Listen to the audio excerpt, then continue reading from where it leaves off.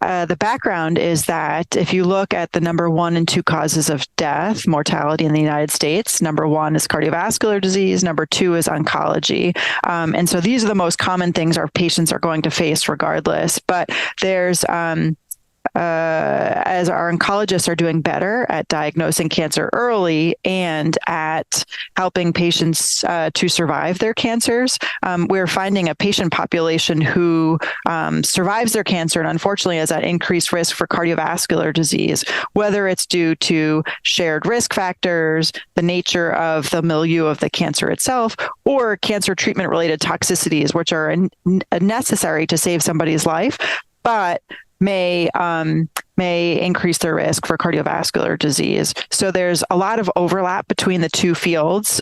They're common, and then the other risk factors. And unfortunately, these things don't necessarily happen in isolation. We know that patients who are diagnosed with cancer, the 6 months leading up to their diagnosis, up to the first year after their diagnosis, are at increased risk compared to general patients for having a heart attack, acute arterial thrombotic event, a heart attack, a stroke, issues with the blood vessels in the legs. And so a patient quite often will have to see or a cardiologist and an oncologist. Now, if we operate in vacuums, we can take care of the cardiovascular disease very well. We can take care of the oncologic disease very well. But a lot of the times, either our drugs interact, there's conflicting or competing interests.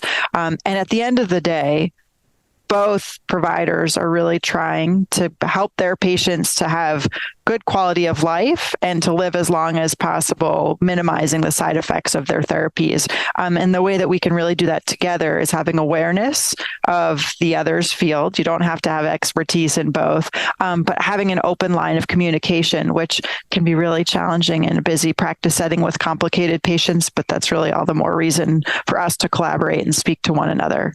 It's really exciting to be a cardiologist at an oncology predominant conference. And I think it's great that the oncology world is thinking more about cardiology and the heart, because it's one thing to know there's increased risk, but there's something else to say, well, what can we do about it? And so I think having somebody like me here and thinking about the heart is really a step in the right direction. And it's really great opportunities for collaboration and improving patient care.